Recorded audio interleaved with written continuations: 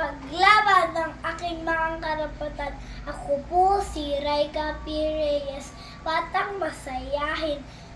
Gusto ko iligtas at malayo sa dilim.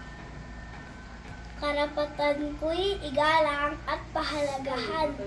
Ganun din sa bawat bata, saan man, iwaksi ang panakit at panakot. Maging sa cellphone man o sa bawat sulok, protektahan ang bawat bata upang kami ligtas sa panganib at tumaking masaya. May pangarap akong gustong makamit.